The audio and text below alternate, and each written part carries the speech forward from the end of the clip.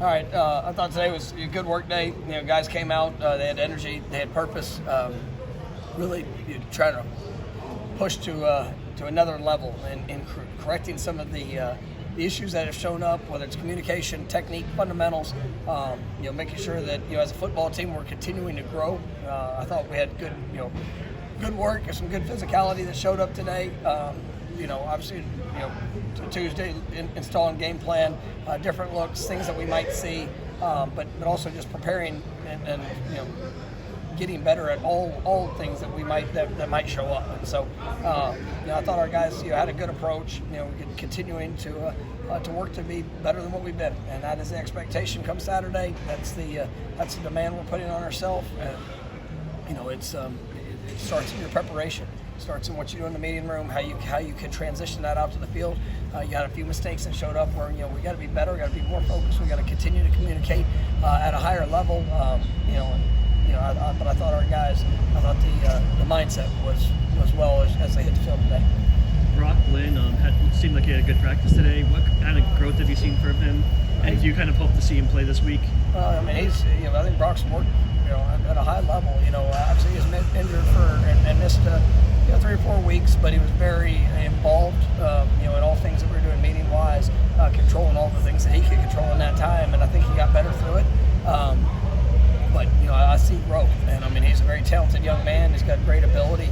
Obviously he's got to be ready for whatever his number is called, and be able to go out there and execute. So, he's preparing looks like every week, and if his number doesn't get called, he's got to show up. Not Brock, but the team as a whole, like game 11, week 12. What does growth look like? It's incremental steps. Whatever. Every player has an issue. All coaches have issues of things that we need to improve upon, where we can be more efficient. We can, obviously be more productive in what we're being asked to do. And so you try to pinpoint that, and it's really no different than week 1. As a coaching staff, we got a better sense of where our guys and who our guys are, but it's still, none of us were perfect on Saturday, and there's a lot of areas that we need to be able to improve. And for me, the biggest thing, are we hearing and seeing and taking ownership of the issue, the mistake, or just the area of improvement, and then are we seeing the application? And that's what's most important for me. If somebody's not getting in a very good stance, and we address it, we hit on it, that's something we talk about, and then they come out here and go to practice and we don't see an improved stance, then, we're not doing a very good job. And those are, these guys have a career in front of them. And it's not just in football, which I hope many of these guys get to play for a long time. If they're not focused on the details, if they're not continuing to get better in that, you're giving somebody an opportunity to pass them by. And that's why we have that consistent standard and objective to get better at all those things. Is this really where you need to see leadership from players? You want to see that grow throughout the course of the year. It's not, but guys have, when you've earned respect through what you've done throughout the course of the season, then you need to take advantage of that. You have a responsibility. We all have a responsibility in what we need to do, and we're accountable to each other for the investment we make. But when it comes to guys that have earned the right and you earn the trust of their teammates, if you see something that is maybe not to the standard or where it can be better, encourage that. And you continue to want more. And that's something that's big for all of us. And I think that's for our players. That is where those leaders can emerge and really help take us to another level.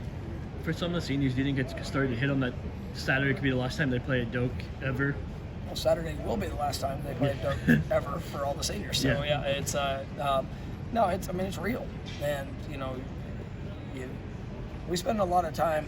We focus in the moment, but there's also a lot of talk about maximizing opportunity, and for these guys that have got to represent this university, for the guys that have got a chance to play in that stadium, so many wonderful players, so many great performances, but knowing that this is the last one, it's special, and it's one that we talk a lot this week about respect. You respect this game, you respect the journey you've been on, you respect the people you get to do it with and do it against.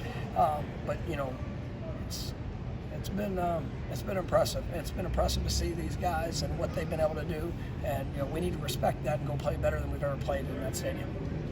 Sam Singleton, somebody that could help out maybe at this point. Man, he's getting really close. I mean, we've got a great group of running backs. I've been pleased with the growth.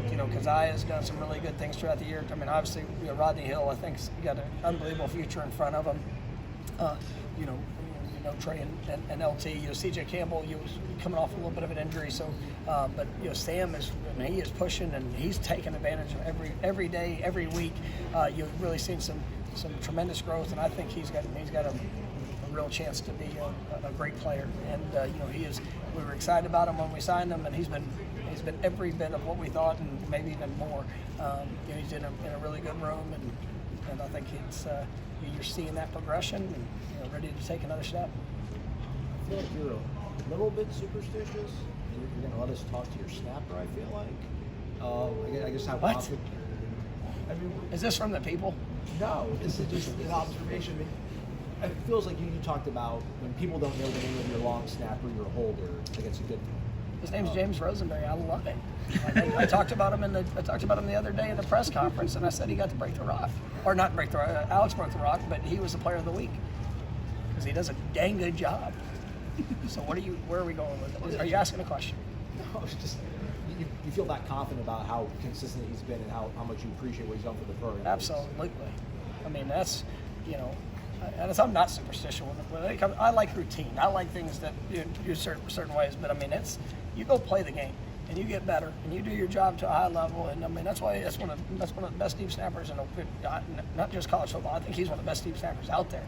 And I tell him, and if he has a moment where it's not as good as it needs to be, I also tell him that too.